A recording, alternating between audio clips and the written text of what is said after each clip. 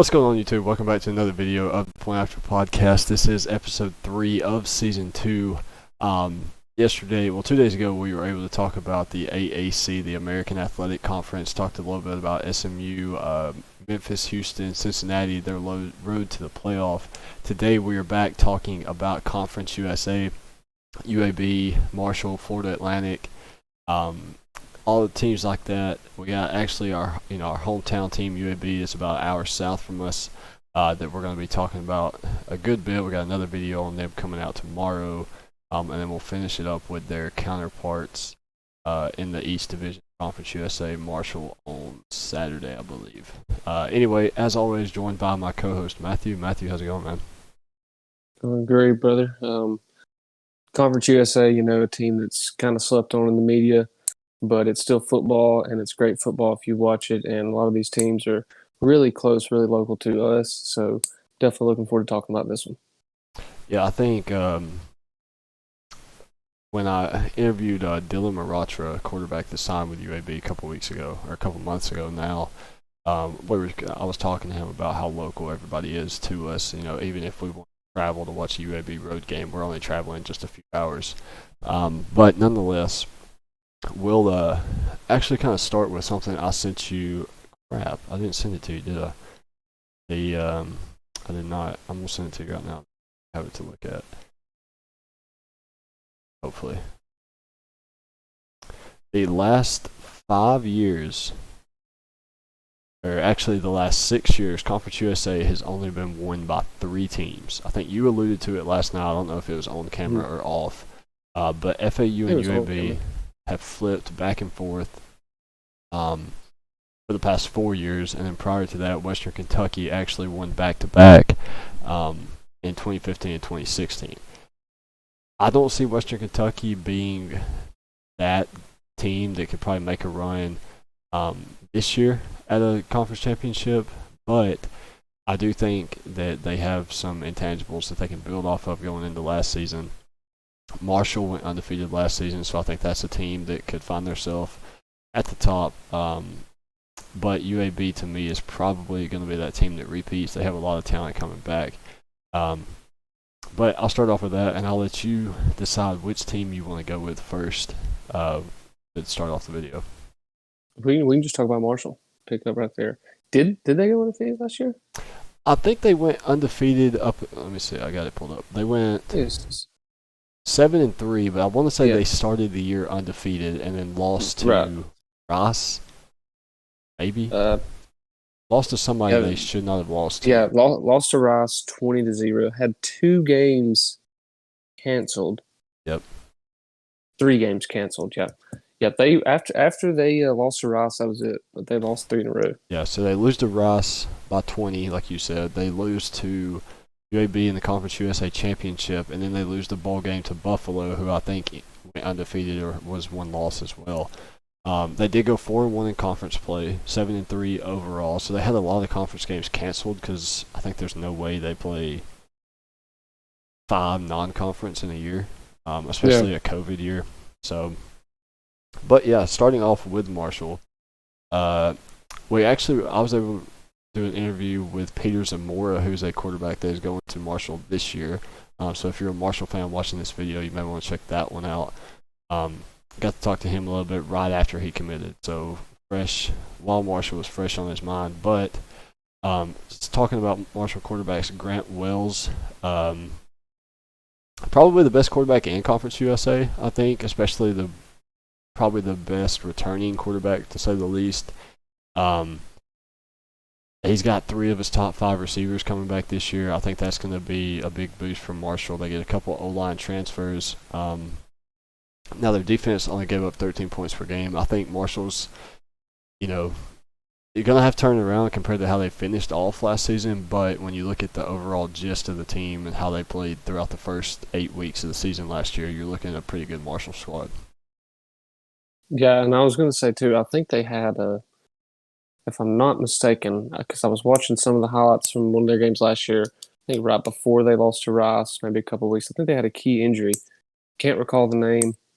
But something like that definitely plays factor. But I agree with you in terms of being the best quarterback in the conference. Stats proved it last year. One of my favorite quarterbacks to watch, period. Yeah, I think I remember the injury. I don't remember exactly who you're talking about, but I do know that Marshall's offense, they towards the end of the year, obviously the quarterback play dropped off a little bit from Grant Wells. Now, can he turn that around and play like he did in the first half of the season last year? I think so. I think he's kind of like Dylan Gabriel. UCF is only going to go as far as Dylan Gabriel will take him. I think Marshall's probably the same way behind Grant Wells. They lose a big part of their offensive line to Notre Dame transfer, but they also have 2 or 3 guys coming in to transfer from offensive line, so that'll help out a little bit as well. Now, they did, again, on the same side of that, or the flip side of that, they lost 2 of their best defenders in the secondary to graduation and whatnot. So you're going to have an inexperienced kind of secondary coming in to take their place, but I think if you can build off what you had just at the beginning of last year and keep that momentum going, just scratch the last 3 or 4 games of the season. You had 2 games canceled due to COVID. Just try to pick up, how you started last season, build off that. Then you're looking at a Marshall squad who probably could have a pretty successful year. Yep. And if I'm not mistaken, new defensive coordinator, correct? I believe so. Fact checking on that. I could look it up. But Marshall. New D coordinator Lance Goudry. So yeah. Look for it.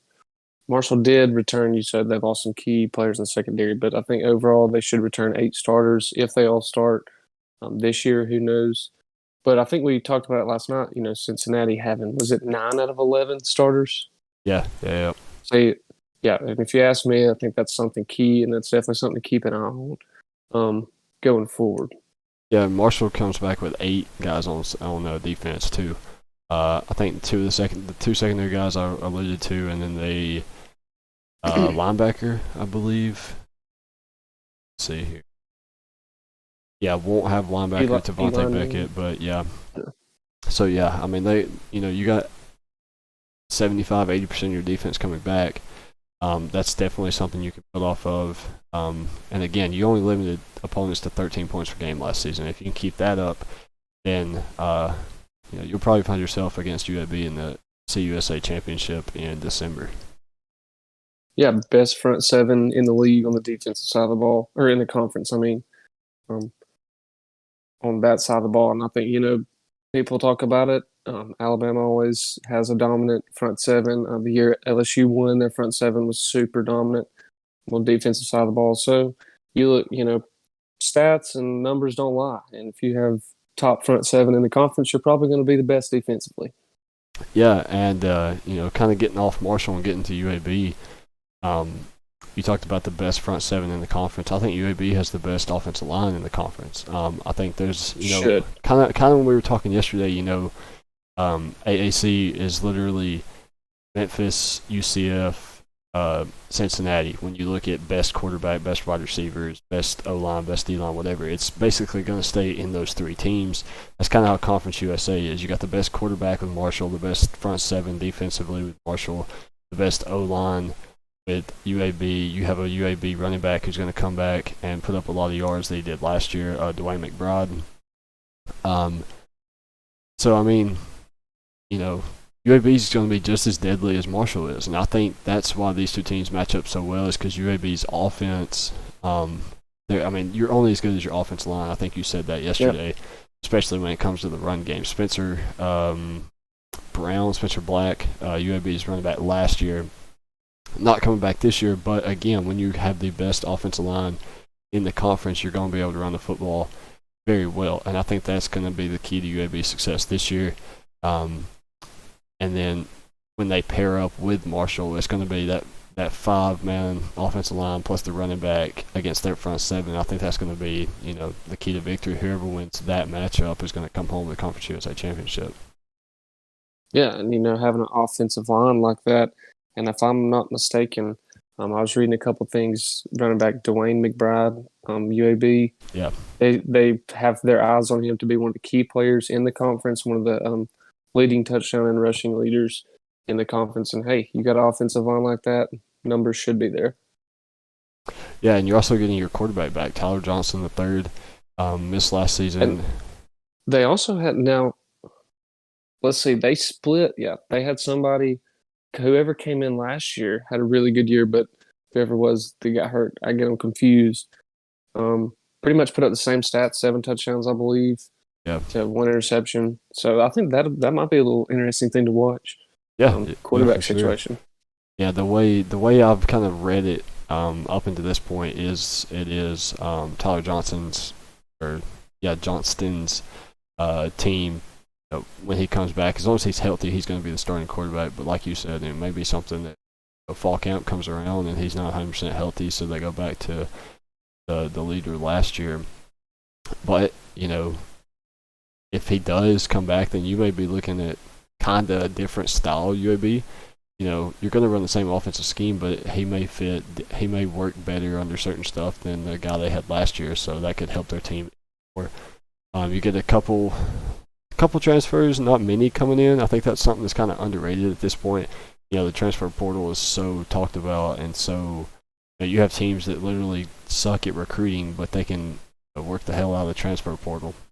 Yep. UAB, I only see 2 guys coming in offensively. They have a lot of guys on defense. And again, I think this is a team that if the defense kind of shows up, you could see them hang out in the top 25 all season too. Yeah, absolutely. And they're going to get a real test. I think we'll talk about it more in a separate video. But looking at their schedule, man, their first 5 games are going to be tough. Yeah, starting off with Jacksonville State in the Crampton Bowl on September 1st, a game that we will be going to. So if you're going to be there, be sure to hit us up and get to know us a little bit. Maybe hang out with us throughout the game. But yeah, I think the biggest concern for the defense is just having to replace Jordan Smith and Bronte Harris. I don't think either of them are drafted, but I think both of them ended up on practice squads or at least OTA rosters or rookie minicamps. I know for a fact they were on rookie minicamp rosters and participated in the spring stuff. I don't know where they landed after that, but there's just, it's kind of like Marshall. There's not really a lot that you're going to have to replace. You got 1 or 2 key guys that left, but I think they have the talent to fill the gaps and build on what they had last year. Yeah, it's definitely an entire new vibe, if you ask me, in Birmingham when it comes to football. So definitely looking forward to this season for them. Absolutely, and like he said, if you're a UAB fan, we will be putting out a more specific video on them breaking down their schedule tomorrow. So you guys can be sure to check that out. Just hit that subscribe button so you don't miss it. Next, who you thinking? UTSA, Old Dominion? UTSA. Okay. UTSA, let me pull up the notes on them. Let's see. 5-2 conference play last year. So played more games than UAB technically. Yeah. In terms of conference play. 7-5 overall record. Yeah, if I'm not mistaken, they barely beat UTSA too. UAB only won by a score, I think, at home. So, and then they turned around and I think UTSA lost to BYU by not that many either. So this is a UTSA squad who's got a lot to build on. I think they were the first year coach last year. Yep. Yeah, first year at the helm, Jeff Traylor. He had he didn't win a lot of games, but he had a lot of success, and I think that's something that they're going to build off of this year for sure. Yeah, there was only one game I watched last year for UTSA, and it was the game they absolutely got blew out on. I believe it was Florida Atlantic. Is it Florida Atlantic, Florida National? Either way, I remember telling myself, this is the same team that lost by 7 to a team that was arguably, top 10, top 8 team last year in some points of the season. So to come back in the only game I actually watch, they get blown out. So I'm expecting a lot more this year for sure. Yeah, I think UTSA is probably set up to be the best defense collectively in Conference USA. They're coming back with almost every major contributor on last year's squad. 2019, they gave up 6.5 yards per play. Last year, they gave up 5.5. So, like I said, lots of improvements from 2019 under first-year head coach Jeff Traylor. This year, like I said, you got almost everybody coming back. You added depth through the transfer portal. And that's something that the group of 5 schools have to capitalize on is the transfer portal because, like, the whole Tennessee situation last year where half their roster imploded and left. You pick up 2 or 3 of those guys and fill the gaps in defense that maybe you didn't even know existed. You could have all 11 guys come back. That's at least 12 games of experience, and then you add Power 5 experience as well. That's something that's undervalued and overlooked sometimes. So I think UTSA, with the additions of the players they got through the transfer portal, looking at possibly being the best team defensively in Conference USA. Yeah, and you see 5 losses on paper, but only 3 of those, I believe, one of those was a blowout. So a lot of stuff, a lot of positivity going forward. A lot of stuff to look back and build on, but overall, like you said, and like I always preach, defense is the key thing in the league where you can put up 50 points. So yeah, and I mean, like you said, they only have one blowout loss that was about 3 scores against Florida Atlantic. But then you play UAB close, who won your conference. You play BYU close, who only had 1 loss last season, to Liberty in another close one. And then, you look at Florida Atlantic, who finished second behind Marshall in the East Division. So, like we said, you're on the come up. You're doing things right. Jeff Traylor's probably going to have lots, even more improvements than he did last year. And I think UTSA is probably my pick. If somebody had to win the West Division and it wasn't UAB, I'm probably going to go with UTSA strictly because of their defense. Yeah, that 100% agree. Right. Next, who you got? Florida Atlantic, I guess. We mentioned them a pretty good bit with UTSA. Yeah. Florida Atlantic finished second last season in East Division, 4-2 in conference play, 5-4 overall. Barely above 500, but let's see. I want to say they had a kind of tough non-conference schedule. They played, Memphis and Georgia Southern. Is that right? Yeah. Lost to Marshall by 11. Lost to Georgia Southern by 17. Lost to Southern Miss by 14. Then Memphis by 15 in the bowl game. Not a bad year. You had 3 postpones Southern Miss was postponed, then later replayed, and you postponed against USF. And Georgia Southern, they were actually supposed to play the first game of the year, and they ended up playing that would be second from last, whatever. But yeah, so tell me what you found on Florida Atlantic and how you think their season will go this year.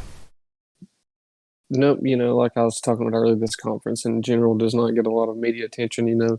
No more Lane Kiffin. You don't really see FAU entirely too much on SportsCenter or any, sporting network that you may catch football on. But a couple things I was looking at is all of their losses are complete, blowout, 2-3 scores plus.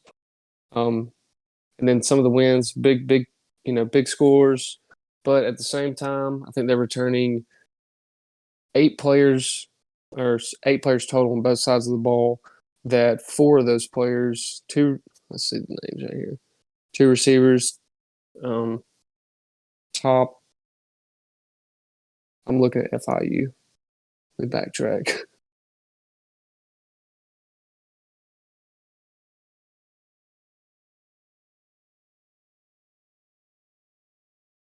Okay, I've been looking at FIU the entire time, so let me backtrack on that.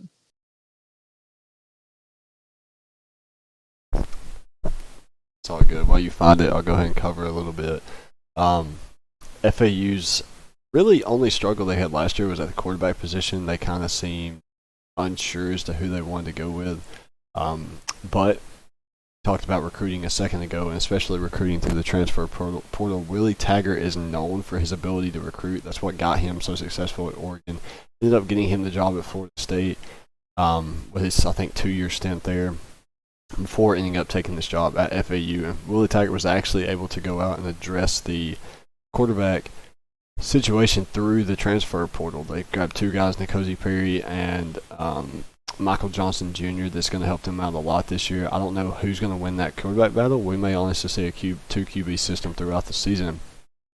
But you you only scored 19 points per game last year, barely under 5 yards per play. That's something that you're going to have to at least add another half a yard or a full yard to that to make any kind of difference. You're coming back with almost your entire two deep depth chart. So that's something that you're going to be able to build off of. This is a team that played 9 games last year. When you look at the 22 starters, and then essentially you're looking at 44 players coming back, or almost the bulk of 44 players coming back. That's something that you're going to have to take advantage of. It's just the depth and experience that you're going to have. Yeah, I agree. And both quarterbacks only completed, hit 53% of their passes. And it showed on the scoreboard I mentioned a while ago that not a lot of points put up on the board, but you were losing by a lot of points. So who does that say more about offense and defense?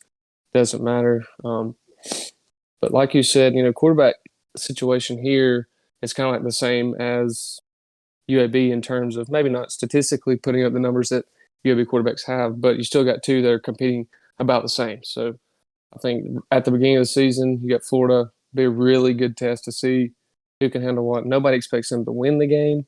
I do not expect them to win the game, but at the same time, could be a good game going forward. Determine who is going to be taking snaps. Yeah, I think something that's going to benefit FAU a lot defensively is the addition of Mike Stoops as the defensive coordinator. That's something that also can sometimes go overlooked, is just who these Group of 5 schools hire as coordinators to come in. Because Mike Stoops, being a previous head coach, he's going to come in and he's going to be able to recruit just as well as Willie Taggart is. He knows how to work players oftentimes better than new coordinators could be, or new position coaches. So I think that's going to be a huge addition for FAU's defense, who actually finished second in Conference USA last season in scoring defense and fourth in yards per play, which is really, really good, given it, like we talked about Marshall and UAB's defenses that were so good last year. 17 points per game and 5 yards per play allowed. Pick up a couple of transfers, DeMarcus Adams and Malcolm Lamar, but you do lose your only starter you lost on defense, accounted for 8 sacks last year in 9 games. So that's almost a sack per game. That's something you're going to have to look at addressing throughout fall camp and heading into week 1. Yep. Next, we can pick up on FIU since I was that's what I was going to say. Pretty much right on. What I was saying about FIU was returning 2 key receivers, one of being tight end and the other being wide receiver. Bryce Singleton, last year led the team, 14 catches, 150 yards. 2020 tight end Rivaldo Fairweather, 6'5", 245-pound target, second-year freshman. Led the team last year, 165 yards on his 10 catches. And all of them came in the last 6 games of the season. So, yeah, and not only that, they also pick in a nice wide receiver transfer from Sacred Heart, I think. I can't remember exactly where he came in from, but he's an FCS All-American wide receiver, Tyrese Chambers. That's somebody that's going to come in and give an immediate boost at the wide receiver position. Talented collection of skilled players. Running back rushed for almost 600 yards last year. FIU has a really good offense. I'm really excited to see Tyrese Chambers come through. I heard him a little bit in the spring with his performance. They found a new play caller. Andrew Briner is going to be taking over that this year. I think as long as they're able to find a quarterback that can get the job done, I think FIU might be all right this year. that's what I was about to say. They got 3 quarterbacks to choose from. And one of them is a Maryland transfer. Let's see if I can see it and find his name. Yeah, it was Maryland, right? I think so, yeah. As long as they find, a quarterback that can get the job done, he's going to have a ton of weapons that he can utilize. Yeah. Transfer quarterback's name is Max Bortenschlager. Say that 10 times fast. Max B. But he definitely has the experience, so it'll definitely be an interesting situation. Yeah, for sure. Looking over at the defensive side of things, though, they get both their cornerbacks back. His safety's back. Your really good linebacker Jamal Gates is coming back. Only thing really you're going to have to look at is you're giving up 235 yards per game rushing last year. That's unheard of. I couldn't tell you a team that gives up that many yards per game, but yet still finishes. Let's see, where they finished last year. Well, they did finish last, and that makes sense because when you're giving up 235 yards rushing, you're never going to get the ball because somebody can just line up and run it down your throat and keep the ball away from you. So, yep. Secondary is definitely their strength. Yeah. By everything I've looked at. Yeah, you get a boost on that O-line, or that D-line, and shut down somebody's run game. You're going to pick up at least one this year because your secondary, like we said, you got all four guys coming back, corners and safeties. So, as long as you can shut down the run game, you should be well off throughout the year. Move on to Old Dominion, maybe. They're one of the better teams in the conference last year. Go ahead and let them. Offensively, top three offense in the conference last year. I just had it pulled up. Well, actually,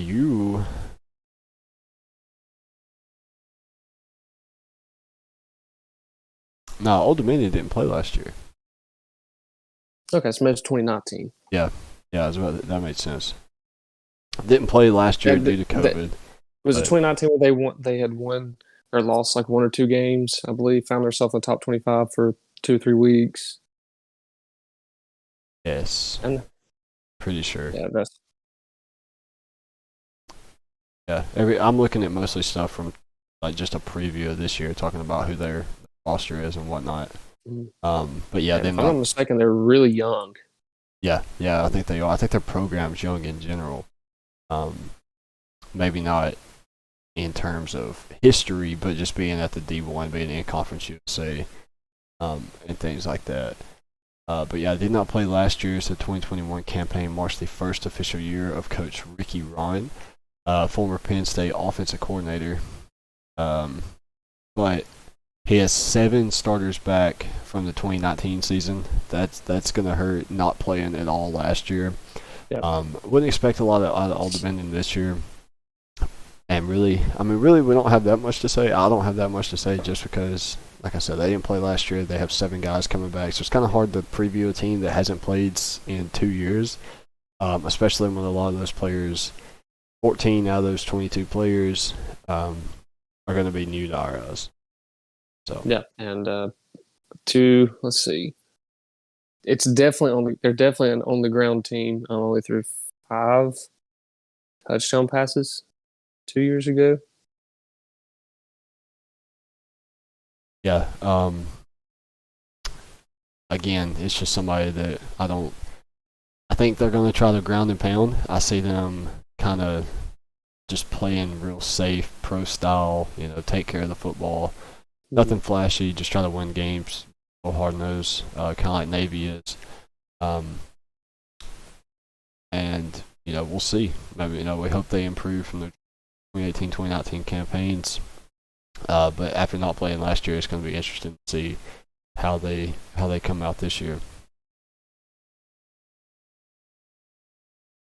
Can't be any worse than last year. That's true. Even if you just score 1 touchdown, you're already doing better than last year. So. Exactly. But next, I want to talk about Western Kentucky. I've been kind of keeping an eye on Western Kentucky for a while, and mostly that's because of I can't even tell you how many transfers they have coming in. Let's see. Wide receiver, O-lineman, wide receiver, tight end, O-line, wide receiver, running back, wide receiver, quarterback, wide receiver. That's just on offense. Defensively, they have 2, 3, 4, 5, 6, 7. So, that's 17 transfers coming in. So, I mean, you're looking at a Western Kentucky squad who's going to have a lot of new faces to Western Kentucky, but you're bringing in a lot of depth, a lot of experience, a lot of talent. Quarterback Bailey's Zap. I actually did an interview with him. I think you may have been on that one. Yes, I was on that one. Yeah. So we got a chance to talk to Bailey, who I think is probably going to be the starting quarterback at Western Kentucky. This dude threw for 600-something yards against Texas Tech as a freshman on an FCS squad. Like, that's unreal. It's unheard of. He's probably going to be my player to watch this year for Western Kentucky. Again, if you're watching this as a Western Kentucky fan, go check out that interview with Bailey. He's really cool guy. And then, yeah, like I said, got a ton of transfers coming in. Only scored 19 points per game last year, averaging 4.5 yards per snap. Stuff they're going to have to improve on. But I think this is kind of a middle of the pack Conference USA team, but you should see a boost based on all the transfers that they have coming in.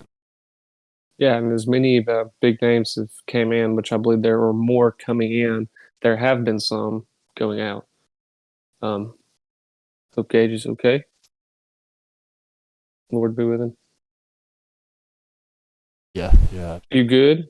Yeah, I'm back. Sorry. I'm here. On the bright side, they're returning top sack man, D'Angelo Malone. Led the team sacks last year, and then lost their other interior rusher to UCF. So that will be something they'll have to replace. But I'm trying. They have. Go ahead. 7. Okay, this is only saying 15 transfers, but either way, that's still ridiculous. Yeah, but they had 7 transfer out, and then 6 of those were defensive backs. Yeah. Now they do have, for the most part, I think all their offensive line is coming, or defensive line is coming back, who actually was the best in Conference USA last year. We were talking about Marshall earlier, how good their front 7 is, but I think as just a D-line unit as a whole, I think Western Kentucky's probably could give Marshall's a run for their money. I'm interested to see how this defensive line stacks up against O-line. Now, like you were talking about, they only have basically one defensive back coming back, I'm pretty sure. Antoine King, I don't even know how to say his last name. Cade. It says he anchors a secondary that was 3rd in pass efficiency defense last fall. That's pretty good. Pass efficiency, you're going to give up yards, you're going to give up touchdowns. It's inevitable, especially in the Group 5. But being second able to leading sustain tackler, it. too. Yeah. Probably going to be the heart and soul of that secondary. He was last year and this year, like especially with all those transfers out. It's going to have to be a veteran and get a lot of people. Really quickly, it's going to be kind of on him to do so. They only have 2 guys coming in that I see transfer-wise at the DB position. It just the linebackers are kind of in the same situation. They're going to have a lot of guys come in, get to play a lot last year. That have to find their group, find the speed of the game, and find it quick. Yeah, but definitely looking forward though, since we did have the 1-on-1 or 2-on-1 with Bailey Zapp. Definitely going to have to be keeping a close eye on him. Means a little more to us. Thank you, Bailey Zapp, if you're watching this, coming on the show. We do hope you have a phenomenal season. Yeah, so we've actually interviewed 3 people in this conference. We did Peter Zamora, who will be at Marshall next year, with Dylan Rocher, who's at UAB now, and then Bailey, who's at Kentucky now. So lots of friends of the show, if you will, playing in the Conference USA this season. We'll probably have to get down to Birmingham to watch at least one of those games, try to catch up with 2 if we can. Next, we can go with a friend of mine who's actually just accepted a coaching position at Charlotte. Riley Niblett joined their staff as a special teams guy, I think, this year. You know who Riley is, right? Yeah. I don't know if you ever met him. He was at Jacksonville State for a little bit. I'm friends with him. I haven't talked to him in a while, though, but he ends up at Charlotte. And then last year Charlotte kind of struggled. They went 2-4 last fall. Didn't play. I think they played one more game than FIU did. Mm-hmm. Had a lot of games postponed, canceled, and whatnot, just like FIU. But they were able to pick up 2 wins. They get a couple transfers coming in. Chris Reynolds, their quarterback's coming back, but he will have to kind of fend off a Texas A&M transfer, James Foster.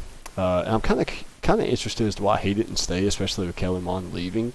But I guess maybe they already have his successor in mind, and he wants to come home to Charlotte or something. Didn't really look into where he was from. Just trying to make sense of why he might have left Texas A&M, especially when their vacancy at quarterback.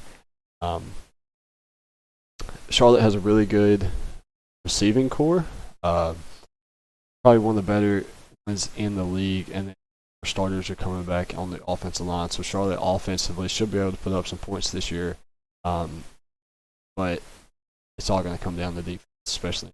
Mm-hmm. Yeah, offensively, they look like they have a lot of pros, a lot of things going their way. But one thing I noticed, top 2 rushers from last year gone. This year, that's not going to help. But on the bright side, everybody wants to, the time to shine. So just takes one. One guy could come in and change the entire fluidity of the offense.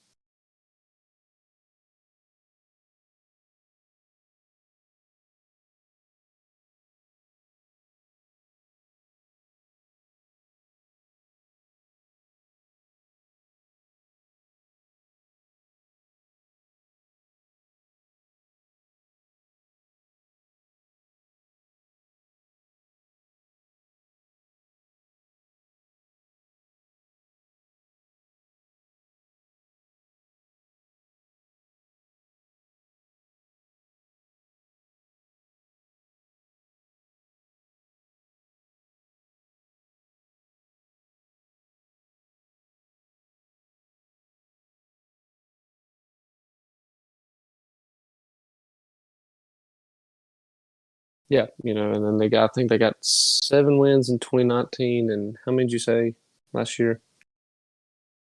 Just 2. So definitely a big, difference from 7-2. And I believe they played in a bowl game. I can't remember who.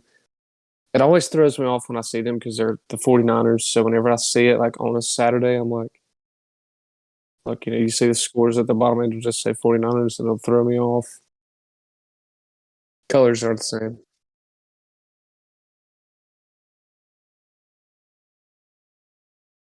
Yeah, they definitely got hit by COVID.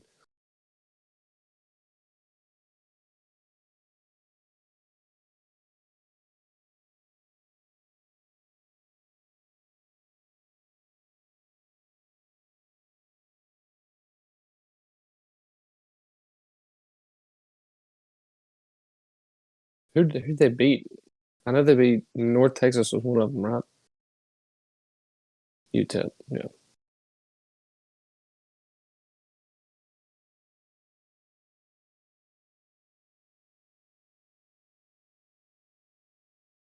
Come. Whoa.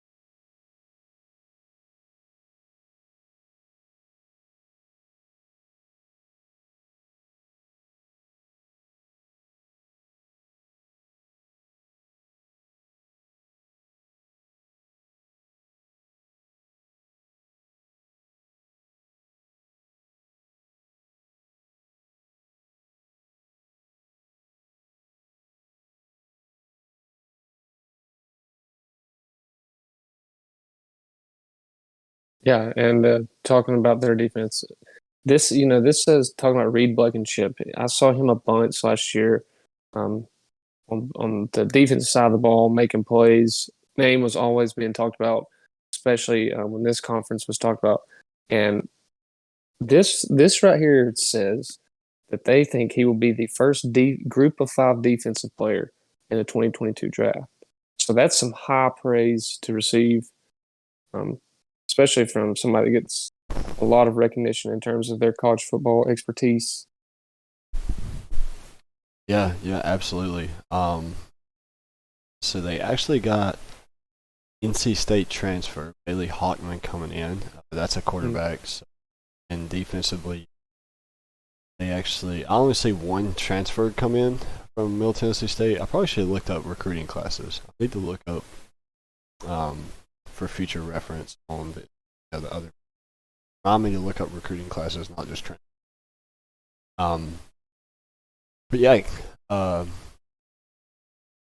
last year's numbers, overall performance for Middle Tennessee State, especially defensively, was subpar at best. I want to say that's probably worse than the conference, 35 points. They gave up 220 yards per game running, which is on par with, who was it, FIU, that go at 235, I think. So that, those are immediate things you're going to have to address and get fixed before this season. Defensive line was out last year, outweighed going up against the offensive line on average 57 pounds. That's every game. That's crazy. So, that you're gonna have to add some meat up front. That's a big part of why you're giving up 220 per game. And if I had to guess, that was probably the case. Just so many teams, knowing that they could just run it down their throat, didn't try to run the ball, or didn't even try to throw it, just tried to run it and eat clock, and probably had their way with a lot of 11 personnel, 20, and whatnot. But I would expect probably the same this year, because Middle Tennessee State's going to put up points on offense. So you keep them off the field, run it down their throat. That's how you beat them. It's kind of the same story that we were talking about. Especially, it's more trendy now for every conference, but it used to just be the group of 5 conferences. Teams are going to score points in these conferences. They're going to put up 30 plus, 20 plus, points a game on every Saturday. So if you're getting pushed around up front, every single game, giving up 200 plus yards on the ground, you're not going to win a lot of football games because you're not going to get that one stop. Yeah, absolutely. You're going to have to force turnovers. That's not even just forcing a 3 out, but forcing turnovers too. And I think we've talked about the entire East Division, talked about 2 or 3 teams in the West, and we haven't mentioned turnovers once, especially from a defensive standpoint. And, turnovers, they win you games. Yep. So, yeah, if you can't stop them, you can't get forced turnovers, then just SOL. But we can. Does that wrap up the East? That does, yeah. Now we're flipping over to, I think it was the East. We're in the West now, right? Yeah, we are in the West. Yep. Going to Louisiana Tech and Coach Skip Holtz, not Lou Holtz, Skip Holtz. But we are glad to see Lou Holtz is still alive and well somehow. But anyway, 7 consecutive bowl trips for Louisiana Tech. They gave UAB their only loss last season. But they're still gonna have to improve on both sides of the ball if they want a chance at beating UAB again this year and ending up the West Division champions. They go 4-2 in conference, 5-5 overall. Not bad. The three non-conference losses were to BYU by a lot, TCU by a ton, and then Georgia Southern by a crap ton. So, if you lose bad. I guess that's, a bright side to things, maybe. You're playing close, and then if it's out of reach, well, you're out of reach the whole time. So, you lose by 1 to UTSA, and then lose by 18 to Marshall. So, you're on par with your conference, but you're going to have to win non-conference games to be considered a threat by anybody outside of Conference USA. Yeah, hopefully the Louisiana Tech baseball team can give a little luck to the football program. this fall. But kind of the same situation we've talked about with several teams. Two quarterbacks that played split time last year did complete 60% of their passes as a unit, but at the same time they were young. The experience was not there, so it's going to be something different to look at this year. Like, hey, we're going to rotate two again, or we're gonna find our one and hammer down. Yeah, and talking about rotating, their quarterback Luke Anthony actually got hurt late December last year, right before the bowl game, I think. He should be back this year. Get a running back transfer from Appalachian State. So you're going to kind of have some depth, and then your quarterback's going to be coming back. You still have Smoke Harris. You have Griffin Hebert. Is Smoke Harris the one that's super small, but yeah, very, I very think he quick. led the team last year. Super quick, yeah. Yeah, Smoke Harris. Yep. You don't miss that name after you hear it one Not time. at all. Not at all. But yeah, so like you said, they're gonna have a lot of depth offensively, but on the flip side of that, they're gonna have some depth defensively. They returned 10 starters from last season. Now they did give up 35 points per game, which is apparently a common feature in the Conference USA. You're giving up over 30 points. You don't really have a pass rush. But I think having 10 guys come back will obviously, I think you'll at least be able to knock 7 points off that points per game average. Just having the depth, having the experience.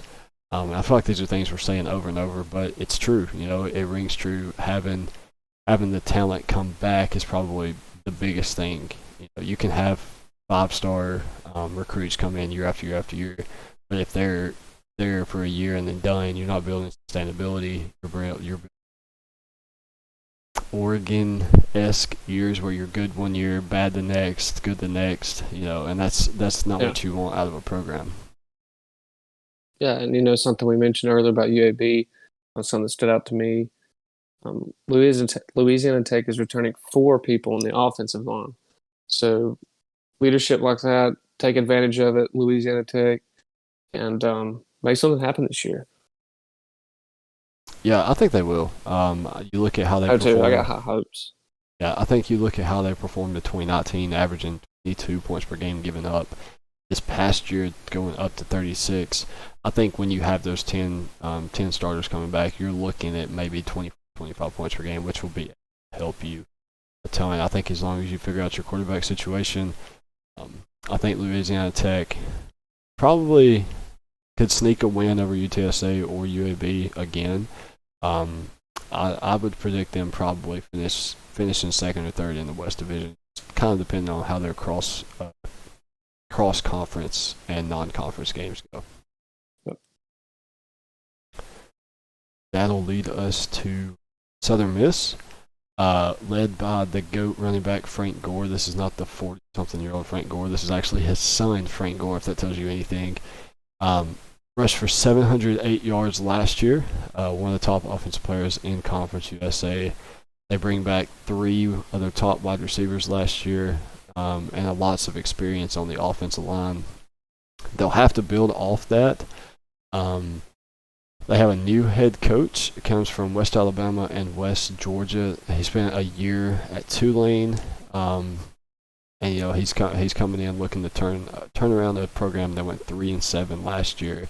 What are your expectations for Coach Hall and Southern Miss this season? I always pay a little more attention to Southern Miss just because I feel like we kind of have, ties to them in the sense of a lot of players from where we are from have either been invited there, had offers there. Some of them, I think, I can't remember one of the Morton, but anyways, one of them actually played late 80s, I believe, early 90s for Southern Miss. But quarterback situation seems to be Trey Lowe's. That's good. You got Ford at running back, looking good. But my thing is, here we go again. Offensive line. Offensive line last year, just in terms of yards or sacks given up, third to last. That stat alone stands out to me the most thing. So for my preview, what I'm looking at for Southern Miss is you stop the sacks from happening. You got the run game. Make things happen. Yeah, absolutely. The biggest thing for them is who's going to be starting quarterback. They have the running back. They have Frank Gore. But they have a Louisville transfer coming in. They have Trey Lowe still there. Going to be a quarterback battle this season, this fall camp leading into the season. I would like to see T. Webb kind of, hold the reins this fall. But who knows how that'll go.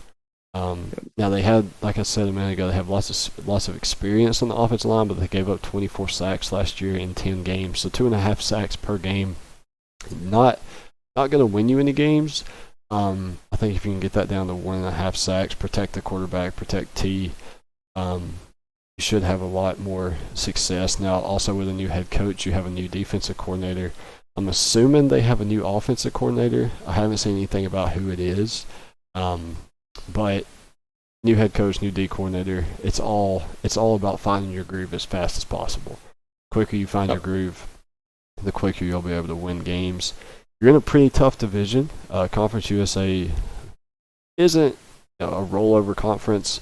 The bottom half of the East Division isn't necessarily great, but the bottom half of the West Division isn't that great either. But I think if you find you find that groove, depending on who you play in cross conference, that could be a big boost to getting, not necessarily to contend for the West this year, but possibly heading into next year.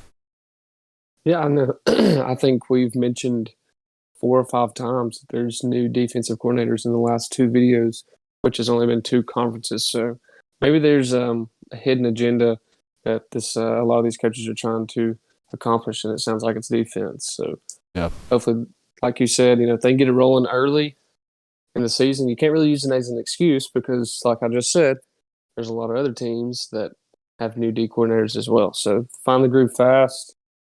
Southern Miss could, with an offense like they have, the experience, could be looking at a successful season. I would say they finish 3rd, 4th. Possibly should be their goal. Yeah. Maybe not their goal, but that's where I think they should or will finish. Yeah, I think so too. Somewhere in there. I think they're kind of on par with the next team we'll cover, North Texas. North Texas lost their really, really good wide receiver, Jalen Darden, who we alluded to last year towards the end of the year, is one of those superstar, I guess, that kind of debuted into a star throughout the year that was really slept on by media and coverage. They won 18 games in 2017 and 2018 and have only won 8 in the past 2 years. So that's, you go from winning 9 games a year to winning 4. Can they turn things around this year? I think they can. I think they have an offense that's going to put up points. North Texas is known for throwing the football, sneaking out a few wins over FBS Power 5 schools here and there in the past couple of years. They scored 35 points per game last year. Most plays in Conference USA over 40 yards with 18, 19, almost 20. And then you're averaging 6.5 points per game or per play. So offense is not going to be an issue for North Texas. It's, again, just going to come down to how well can they do on defense. Yeah, and picking up right there, Phil Bennett, if anybody knows him, he was actually a coach a long time ago, has been out of coaching for 4, 5, maybe even 6 years now. I can't really say, but he is back this year, D coordinator for North Texas. So games changed a lot in 6 years, a whole lot. And, can't really use that as an excuse like I just said previously. Got to figure things out fast. Maybe he's going to pick up right where he left off. But defensively, last year, North Texas was one of the better teams offensively when it comes to passing the ball. But defensively, they're one of the worst when it comes to giving up passing yards. So averaging, 233 yards passing, 283 yards passing. Yeah. Yeah, and on top of that, you're giving up 43 points per game last year, almost 7 yards per play. I think, giving up that much, it hurts. I mean, I think that's probably the worst defense in the Conference USA. I'll say that until we get to Rice next because they're probably worse. But nonetheless, you have 9 defensive guys coming back, 9 starters on defense coming back next year. or this year rather. I think that's going to help you, kind of like I touched on a minute ago, with Southern Miss. You're going to get those points per game down, obviously, just because you're bringing back so many guys. But you're going to have to do something about the passing yards you're giving up. You're going to have to do something about the yards per game. Just those two things alone will help you so much, because you're going to put up points, but you can't give up 42 points per game, 43 points per game, and expect to come out with wins. Yeah, I agree. And I need to give me some glasses like you have on, I think, because I was correct the first time. It was over 300 yards passing, 500 yards in total, given up on offense. And like Gage said, 43 points per game. That is horrendous. I mean, Awful. that is awful. Yeah. That's an average. So, I mean, how many games did they give up? 55. I'd have to count, but a lot. Let's see. Routes on air, playing North Texas.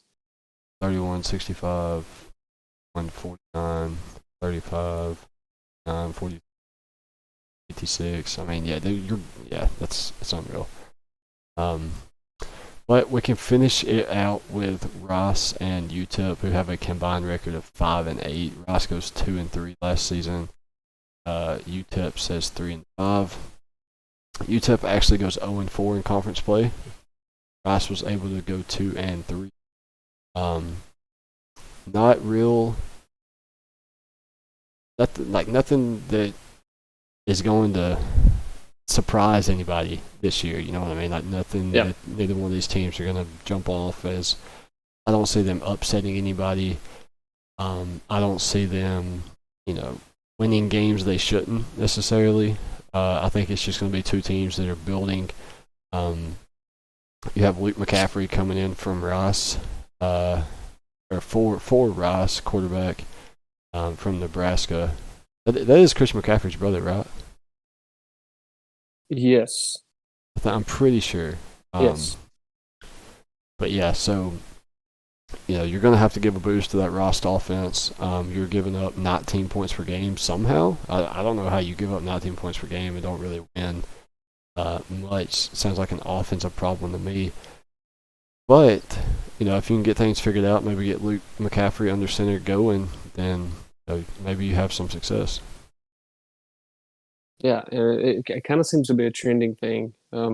Secondary giving up over 280 yards passing per game. At some point, you got to start making turnovers. Last in the conference in total turnovers for the defense last year. Yeah, a total of 2 interceptions last year. So, we see that sometimes in a quarter. Yeah. Yeah. And then they're kind of like Old Dominion to me. There's not really much that I'll have to kind of talk on. Anything else you want to say about Ross in this video? Best of luck. I hope we get to talk more about you. Yeah. When football season rolls around. And then UTEP, 5-27 in the last 3 years. Again, it's just like there's these teams that you talk about and you're like, okay, these guys are really good group of 5 teams. There's these guys that's middle of the pack. There's potential, but there's not necessarily the okay, this is a realistic possibility. You know what I mean? And then there's these guys. There's UTEP. There's Old Dominion. There's Rice. That you're just like, you have so much to build on. We could go on all day.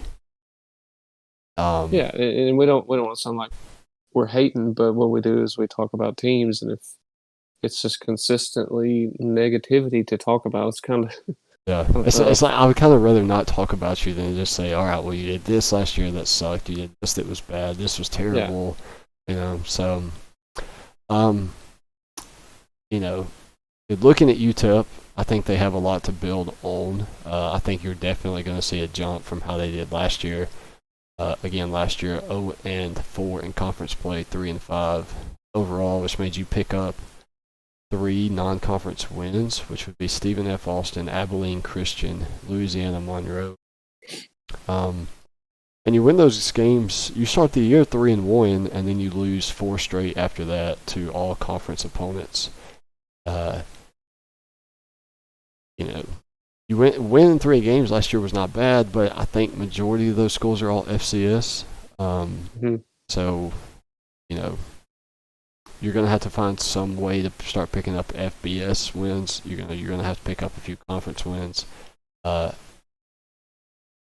One win can change everything. You've won three games to start the year last year, and then after that, you only won 1 game in 2018, 1 game in 2019. Like, you just win 1 game. It'll change everything. You're there. Yeah. The only way they have to go is up.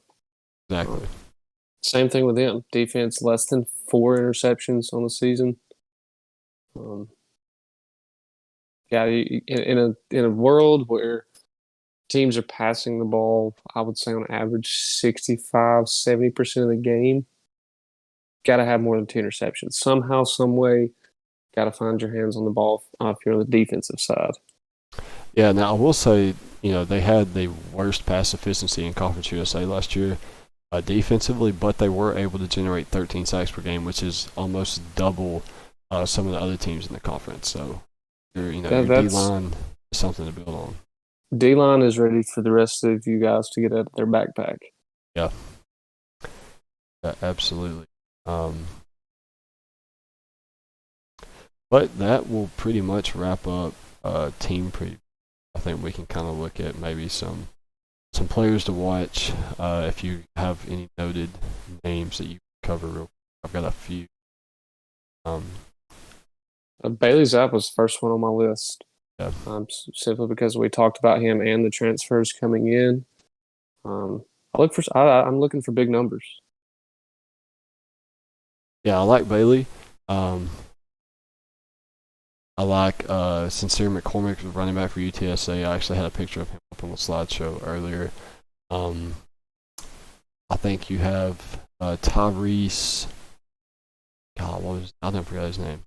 Tyrese Chambers, the FCS wide receiver coming in. I think he's another guy to watch. Jay Ford, Southern Miss running back, be a key. Yep. Yeah. Yeah, I think that's pretty much it. I think that's kind of all I got for this. Marshall defense, I had them as like maybe not a key player, but 8 of 11 coming back. The strong defense of the conference, like Cincinnati and AAC. Marshall defense, you were on my radar. A lot of expectations for you guys this year. Yeah, Dwayne McBride's probably going to be my breakout player. He was a backup last year. I'm excited to watch him. Excited to watch Bailey. I think Bailey will come in and kind of impress a lot of people. I think we kind of discovered him, I guess, before his breakout. That's what I'll say. We found him before he got popular. And then again, Dwayne McBride. I think he's due for a year at UAB. But yeah, that'll wrap up Conference USA. Anything else you want to touch on before we close this one out? That'll be it. So like I said, media-wise, don't get a lot of attention, but the teams that do get the attention, or the teams that do not get the attention, give us a reason to talk about you, and we look forward to it for sure. Right, and that's kind of what this whole series is about, bringing attention to these conferences, these teams that are pretty decent teams that won't get in the limelight, or the teams that aren't necessarily great and definitely won't get in the spotlight, kind of help them, help people find some previews on them as well. After all, it is football, and we love football. Yeah, we'll talk football all day. As you can see, we've been live for over an hour in this one video, so and we still got another one to record after this. So that one will be strictly UAB. You guys can check that one out tomorrow. Just hit that subscribe button. Make sure to leave a thumbs up on the video. This one will have some Conference USA apparel out. And then just be sure to follow us on all social media: TikTok, Twitter, Facebook, Instagram, Twitter, YouTube, name it. We're pretty much there. Thank you guys for tuning in. Matthew, I think you have a word from our sponsors. Yep, right here. This is it. There we go. Sharpie S-Gel. Go grab Chrome the pen. Sharpie S-Gel. Gotta get the chrome. 0.7. If you like fine print, 0.5. Best pens, hands down. There's not a second. There you go. Code TPA. Check out. Thank you guys for supporting the video, and we'll see you guys tomorrow with the UAB Blazers preview.